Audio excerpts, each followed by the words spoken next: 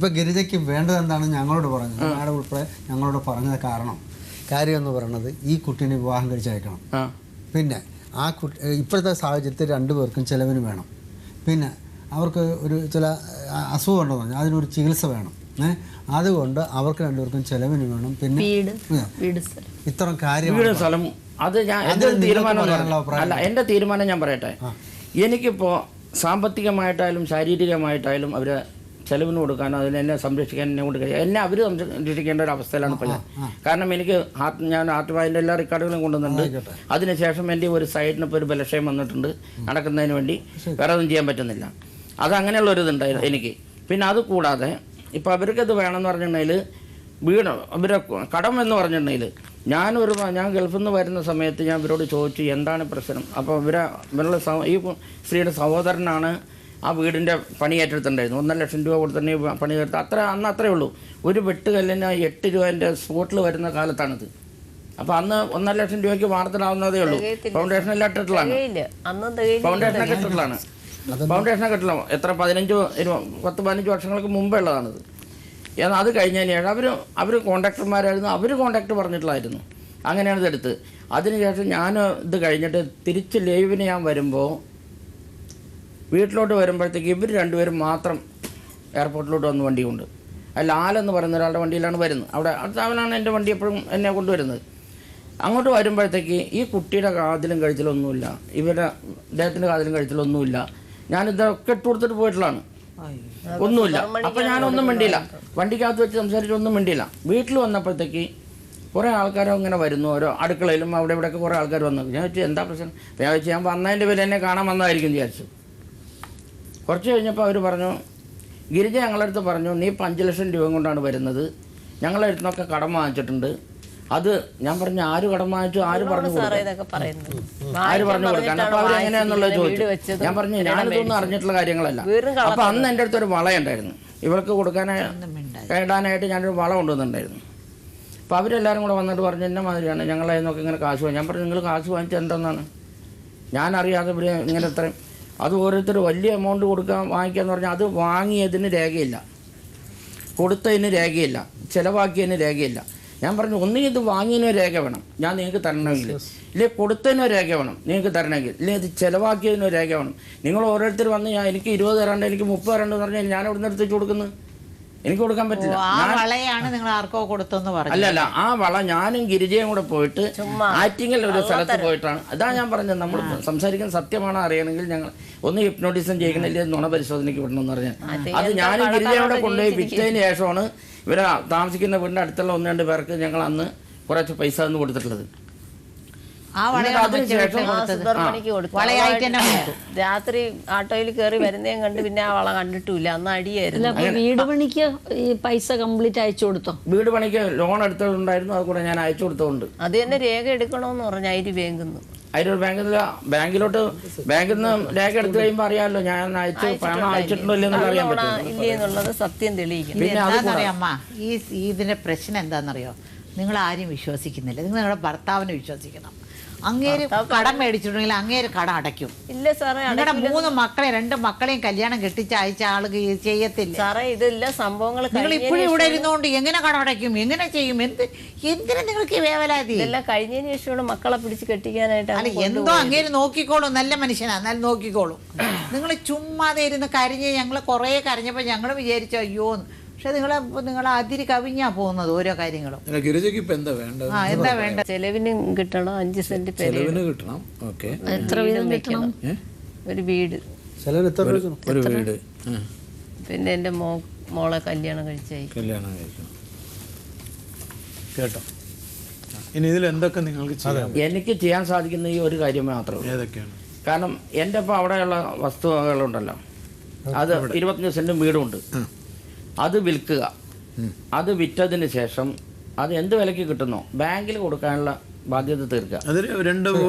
3 ലക്ഷം രൂപ ആയിരിക്കാം, അത് അത്ര ഉണ്ടായിരിക്കാന്നുള്ളൂ. ഈ 3 ലക്ഷം രൂപ അതുണ്ടായിരിക്കും, അത് കൊടുക്കാൻ നിൽക്കുക. അത് കൊടുത്തതിന് ശേഷം ബാക്കിയുള്ള പണത്തിനെ രണ്ടാക്കുക. ഒരു ഭാഗം ഇവർക്ക് കൊടുക്കുക, ഒരു ഭാഗം ഞങ്ങൾ 2 കുട്ടികളും എനിക്കും കൂടെ ആയിട്ട് തരാം. കാരണം എൻ്റെ ജീവിതത്തിനും എൻ്റെ ചികിത്സയ്ക്കും വേണ്ടി കൂടിയായിട്ടുള്ളതാണത്. അതിൽ നിന്നും ഞങ്ങൾക്ക് കിട്ടുന്നതിൽ നിന്നും 2 ലക്ഷം രൂപ ഈ കുട്ടിയുടെ വിവാഹത്തിനായിട്ട് ഞങ്ങൾ കൊടുക്കും. എൻ്റെ മക്കളുടെ മറ്റു മക്കളുടെ കൂടെ തീരുമാനം ഞാൻ പറഞ്ഞാൽ അത് അവരനുസരിക്കും. നിങ്ങളുടെ ഷെയറിൽ നിന്ന് 2 ലക്ഷം കൊടുക്കും. കൊടുക്കും. നമ്മളിപ്പോൾ 25 ലക്ഷം രൂപയ്ക്ക് വിറ്റു എന്ന് വയ്ക്കുക, ഏറ്റവും കുറച്ച് ഇപ്പോൾ ഭയങ്കര വിലയാണ്, എന്നാൽ 25 കൂടുതൽ കിട്ടും. പക്ഷേ 25 എന്ന് വെച്ചോളൂ. 3 ലക്ഷം രൂപ കടം. ഓക്കെ, അപ്പോൾ 22 ലക്ഷം രൂപയായി. 10 ലക്ഷം രൂപ എനിക്ക് തന്നാൽ മതി. 10 ലക്ഷം രൂപ നിങ്ങൾക്ക് 12 ലക്ഷം രൂപ കുട്ടിയുടെ ബാക്കി ഇവർക്ക് 10 ലക്ഷവും കുട്ടിക്ക് 2 ലക്ഷവും കൊടുക്കും. 2 പേർക്കും കൂടെ ചേർത്ത് കുട്ടിക്ക് 7 ലക്ഷം രൂപയും 5 ലക്ഷം രൂപ ഗിരിജയ്ക്കും കിട്ടും. അപ്പോൾ ഇവരെവിടെ താമസിക്കും? ഇപ്പോൾ ഇതുവരെ താമസിച്ചിരുന്നത് എവിടെയാണ്? ഇതുവരെ എവിടെയാണ് ഇപ്പൊ താമസിച്ചുകൊണ്ടിരിക്കുന്നത്? എൻ്റെ അമ്മയ്ക്കും അമ്മാമ്മയ്ക്കും എല്ലാവരും കൂടെ ഉള്ള ഓഹരിയാണ്. അവിടെ നമുക്ക് താമസിക്കാൻ ഒക്കത്തില്ല. എപ്പോഴും ആൾക്കാർ ഓഹരിക്കാർ വന്ന് ഇറക്കി വിടും. പറ്റില്ലെങ്കിൽ ഇവർ കൊടുക്കുന്ന പൈസ കൊണ്ട് അവർ 2 സെന്റ് വാങ്ങിച്ചോട്ടെ. ഓക്കെ, 4 സെന്റ് സ്ഥലം ഗിരിജയ്ക്ക് പഞ്ചായത്തിൽ നിന്ന് കൊടുത്തിട്ടുണ്ടായിരുന്നു. മിച്ചഭൂമിയായിട്ട് കൊടുത്തിട്ടുണ്ട്. 4 സെന്റ് സ്ഥലം കൊടുത്തിട്ടുണ്ടായിരുന്നു. അതിനകത്ത് 7000 രൂപ മുടക്കി ഞാൻ ഈ മണ്ണ് കൊണ്ട് കട്ട അറപ്പിച്ച് ഞാനൊരു വീട് വെപ്പിച്ചു. വെറും 7000 രൂപയ്ക്ക് പോകാൻ നേരത്ത് 7000 രൂപയ്ക്ക്. അത് ഞാൻ ഗൾഫിൽ നിൽക്കുന്ന സമയത്ത് തന്നെ പുള്ളിക്കാരി വിറ്റത്. അവന്ന് ജീവിച്ചിരിക്കൂല. ഇവിടെ ഒരു ചെറിയ പ്രശ്നമുള്ളതേ, ഇപ്പോൾ 5 ലക്ഷം രൂപ ഈ ഗിരിജയ്ക്ക് കിട്ടിയാൽ അപ്പോൾ അവരവിടെ നിന്ന് ഇറക്കി വിടുകയാണെങ്കിൽ ഗിരിജയ്ക്ക് എങ്ങനെ താമസിക്കാൻ പറ്റും? അത് ഞാൻ എങ്ങനെ താമസിക്കും, ഞാൻ എങ്ങനെ ജീവിക്കണം എന്ന് കൂടെ പറഞ്ഞു. നിങ്ങൾ എവിടെ താമസിക്കണം? എൻ്റെ കുടുംബ ഓരിക്കകത്താണ് ഞാൻ താമസിക്കും. കുടുംബം നിങ്ങൾക്കായിട്ട് വീടുണ്ടോ? നിങ്ങൾക്കായിട്ടൊരു വീടുണ്ടോ? വീടുണ്ട്, ഒരു 5 സെന്റ് ഉണ്ട്. അതിനകത്ത് നിങ്ങൾ ഒറ്റയ്ക്കാണ് താമസിക്കുന്നത്? അതിനകത്ത് ആർക്കും ഇത് കൊടുക്കില്ല. നിങ്ങൾക്ക് ഈ കുടുംബ വീട്ടിൽ നിന്ന് എത്ര ഓഹരി കിട്ടും? ഇപ്പൊ നിങ്ങൾ താമസിക്കുന്നിടത്ത് നിങ്ങൾക്ക് എന്തെങ്കിലും ഓഹരി കിട്ടുമോ?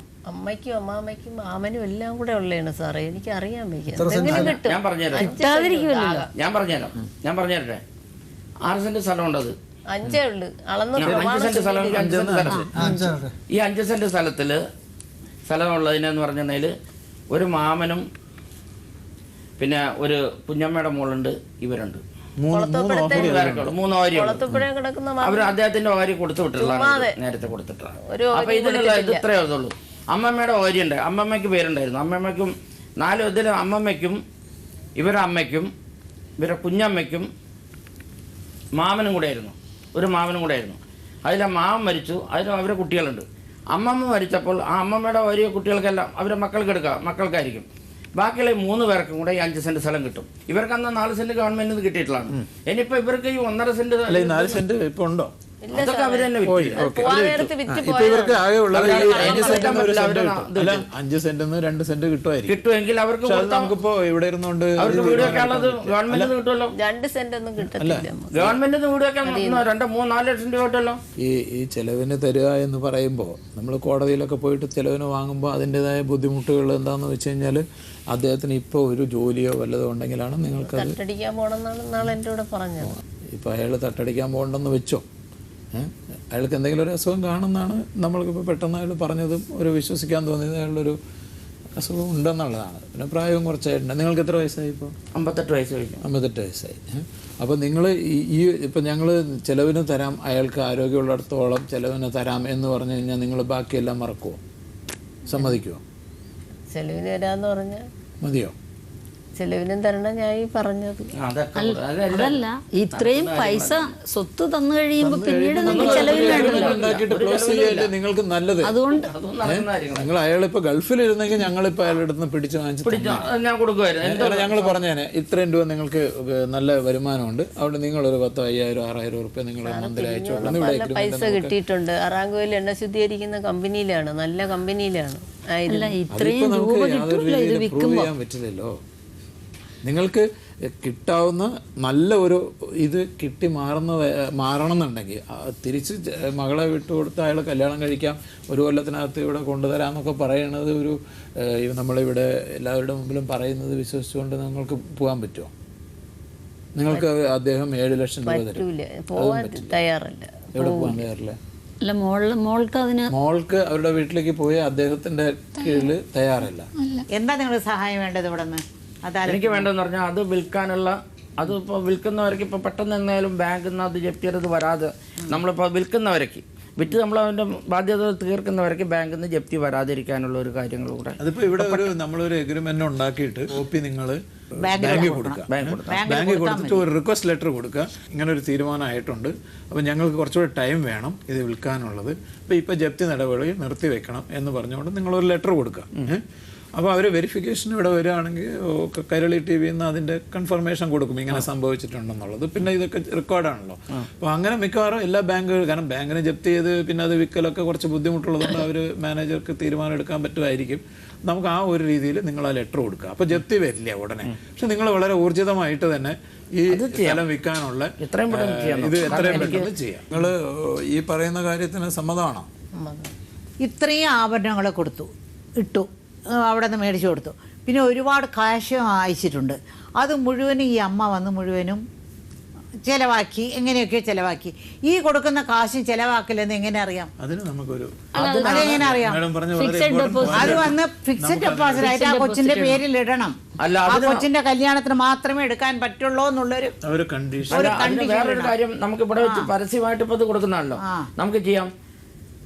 ഈ കുട്ടിയുടെ കല്യാണത്തിനുള്ള പണത്തില് അത് വിവാഹ സമയത്ത് ഞാൻ ജീവിച്ചിരുമ്പോൾ ഞാനും കൂടെ ഒപ്പിട്ട് എടുക്കാൻ പറ്റുമെന്നുള്ളത് വെച്ചേക്കുള്ളൂ. അപ്പോൾ അടുത്ത വീട്ടുകാരുടെ ഒക്കെ നിങ്ങൾ കടം മേടിച്ചിട്ടുണ്ടെന്നാണ് എന്നാണ് ഇവർ പറയുന്നത്. ആ വള എടുത്തുകൊണ്ട് പോയപ്പോൾ എന്തോ അടുത്ത വീട്ടുകാരൊക്കെ ഒന്ന് ചോദിച്ചു. അപ്പോൾ ഈ കിട്ടുന്ന കാശ് മുഴുവൻ അവർ കടം ചോദിക്കുമ്പോൾ തിരിച്ച് കൊടുത്താൽ എന്ത് ചെയ്യും? ആ കൊച്ചിൻ്റെ ജീവിതം എന്താവും? കടക്കാർക്കൊന്നും കൊടുക്കുന്നില്ല, വെളിയിലുള്ളവർക്ക് കൊടുക്കേണ്ട കാര്യം എന്താ? എന്തെങ്കിലും കടമുണ്ടോ?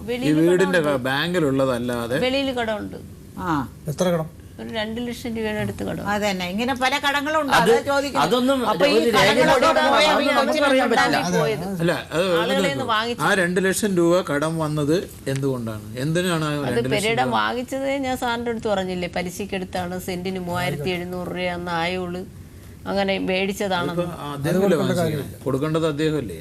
അതൊക്കെ ഗൾഫിൽ പോയി, എന്നിട്ട് അയച്ചിട്ടില്ല. അതെ, തിരിച്ച് ഗൾഫിൽ നിന്ന് വന്നല്ലോ, വന്നിട്ട് അയാളല്ലേ കൊടുക്കണ്ടേ? നിങ്ങൾ എന്തിനാണ് അതിന് ബോധർ ചെയ്യണത്? ജോലിയില്ല, കൂലിയില്ല എന്നും പറഞ്ഞിട്ട് പിന്നെ ശരി, അത് ആരാണ് ഈ വാങ്ങിച്ചത്? ആരാണ് എന്നെ കൊണ്ട് വായിപ്പിക്കുന്നതാണ്. എന്നിട്ട് അങ്ങ് പട്ടാമ്പി പൊക്കളയും വരമ്പം. ആ പെണ്ണിനൊരു കല്യാണം വേണോ വേണ്ടിയോ? ഗിരിജേ, ഈ പെണ്ണിനൊരു കല്യാണം വേണോ വേണ്ടിയോ? വേണമല്ലോ. അതിന് എന്തെങ്കിലും കാശൊക്കെ ഇല്ലാതെ കല്യാണം കഴിപ്പിക്കാനൊക്കെ. പിന്നെ ഗിരിജ ഒന്ന് അടുത്ത് നിന്നാലല്ലേ ആ കുട്ടിയുടെ കല്യാണം അദ്ദേഹത്തിന് നടത്താൻ പറ്റൂ. ഇങ്ങനെ മാറി നിന്ന് കഴിഞ്ഞാൽ എങ്ങനെയാണ് ആ അച്ഛനൊരു നിങ്ങൾ ഒരുമിച്ച് ജീവിക്കുന്നോ ഇല്ലയോ വേറെ കാര്യം. പക്ഷെ ഒരു ചെറുക്കനെ നോക്കാനും അവരുമായിട്ട് സംസാരിക്കാനും 2 സഹോദരിമാര് നല്ലതായിട്ട് ജീവിക്കുന്നു, ഇത് കണ്ട അതുപോലെ എൻ്റെ മകളും ജീവിക്കുമെന്ന് പറയാനൊക്കെ അവർക്കൊരിത് വേണ്ടേ? അല്ല, എൻ്റെ നാട്ടിലോട്ട് അങ്ങോട്ട് വിവാഹം കഴിച്ചു വരാൻ താല്പര്യമുണ്ടെന്ന് ഞാൻ അവിടെ ഇവിടെയാണെന്നുണ്ടെങ്കിൽ അത് അവര് നോക്കണം. മോള് നല്ലതായിട്ടൊന്ന് അവര് നോക്കിയിട്ട് വിവാഹത്തിന്റെ കാര്യം നമ്മളെ കൂടെ അറിയിക്കുക. മോളുടെ ഭാവി തകരാതിരിക്കാൻ വേണ്ടിയായിരുന്നു ഞാൻ ശ്രമിച്ചു നോക്കിയിട്ടുള്ളത്. രജനിക്കൊരു കല്യാണം കഴിക്കണമെങ്കിൽ രജനി വിചാരിക്കുന്നുണ്ടോ അമ്മ അന്വേഷിച്ച് ഒരു നല്ല ബന്ധം കൊണ്ടുവരുക്കാൻ സാധിക്കും, അച്ഛനേക്കാളും ബെറ്ററായിട്ട് അമ്മയ്ക്ക് സാധിക്കുമെന്ന് വിചാരിക്കുന്നുണ്ടോ? അമ്മ നടത്തി തരും. എന്നേക്കാൾ കൂടുതൽ താല്പര്യം ഈ കുട്ടിയുടെ വിവാഹത്തിന് അവർ അനിയത്തിമാർക്കാണ്. അതെ, അപ്പൊ അത് നടക്കട്ടെ, അവരൊക്കെയാണ് കാണിക്കുന്നത്. പക്ഷെ അതുകൊണ്ടാണ് ആ അനിയത്തിമാർക്കും കൂടെ എന്നേക്കാൾ കൂടുതൽ താല്പര്യം കാണിക്കുന്നതിന്റെ പേരിലാണ് ഞാൻ ഇത്രയും വിട്ടുവീഴ്ച ചെയ്ത് അനിയത്തിമാര് ഈ പ്രോഗ്രാം കാണും. അപ്പൊ ഞങ്ങള് ഈ പ്രോഗ്രാമിൽ കൂടെ ആ കുടുംബത്തോട് പറയാണ്, നിങ്ങളുടെ ഒരു സഹോദരിയാണ്, അവളുടെ നന്മയും അത് നമ്മൾ ചെയ്യുന്നുണ്ട്. നിങ്ങളെ പോലെ തന്നെ അവൾക്ക് ആ സമയത്ത് ഇവര് കൊടുക്കുന്ന പണം മുഴുവൻ അവര് മറ്റൊരു രീതിയിൽ ചിലവാക്കിയിട്ട് വിവാഹം കഴിക്കുന്ന സമയത്ത് അന്ന് നിങ്ങളിവിടെ എഴുതി വെച്ചു എൻ്റെ കുട്ടിയുടെ വിവാഹം നടത്തി കൊടുക്കാമെന്ന് എഴുതി വെച്ചു എന്നും പറഞ്ഞാൽ അത് നടത്തി കൊടുക്കണം എന്ന് പറഞ്ഞാൽ അത് നടക്കുന്ന കാര്യമാണ്. അതിനു വേണ്ടിയാണ് ഈ പണം നമ്മൾ ചിലവഴിക്കേണ്ടത്. അത് ചോദിച്ചില്ലല്ലേ, 10 വർഷം കൊണ്ട് ഞാൻ ജീവിക്കുന്നു, എങ്ങനെ ജീവിക്കുന്നു? അതാണ് എങ്ങനെ ജീവിക്കുന്നു? ഈ കിട്ടുന്നതൊക്കെയാണ് നിങ്ങൾക്ക് കൊടുക്കുകയാണ്. താഴെ പറഞ്ഞ വ്യവസ്ഥകൾക്ക് വിധേയമായി മിസ്റ്റർ രവീന്ദ്രനും ഗിരിജയും രജനിയും തമ്മിലുള്ള തർക്കങ്ങൾ ഒത്തുതീർപ്പാക്കിയിരിക്കുന്നു.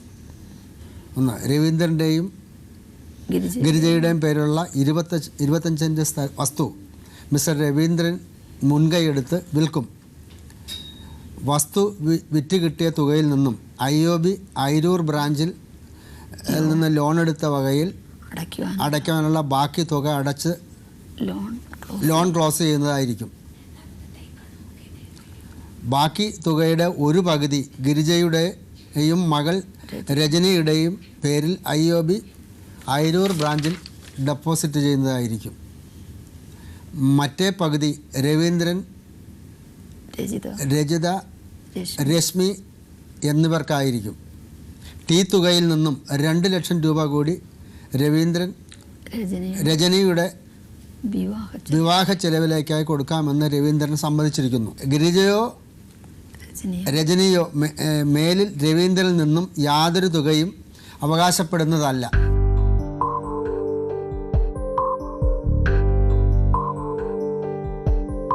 ഇതു ജീവിതം ജനിമൃതികൾക്കിടയിൽ ഒരു ഗീതകം ഇവിടെ. ഗിരിജയും രവീന്ദ്രനെയും കഥ നമ്മൾ കേട്ടു. രണ്ടുപേരും ഒരുമിച്ച് ജീവിക്കണം എന്നായിരുന്നു ഞങ്ങൾക്ക് ആഗ്രഹം. പക്ഷേ ഒരു വിധത്തിലും ഗിരിജ അതിനു വേണ്ടി തയ്യാറാവുന്നില്ല. ആവുന്നത്ര അദാലത്തും ശ്രമിച്ചു നോക്കി. ഇപ്പോൾ രവീന്ദ്രൻ പറഞ്ഞിരിക്കുന്നത് നല്ലൊരു കാര്യമാണ്. ഒരു അച്ഛന് മക്കളോടുള്ള സ്നേഹം ഇതിനേക്കാൾ കാണിക്കാൻ ഒരു അച്ഛനും കഴിയില്ല. അത്രത്തോളം നല്ലൊരു അച്ഛനാണ്. അത് ഗിരിജ നിങ്ങൾ മനസ്സിലാക്കണം. ഏതായാലും പുതിയൊരു കഥയുമായി അടുത്ത എപ്പിസോഡ് കാണും വരെ നമസ്കാരം.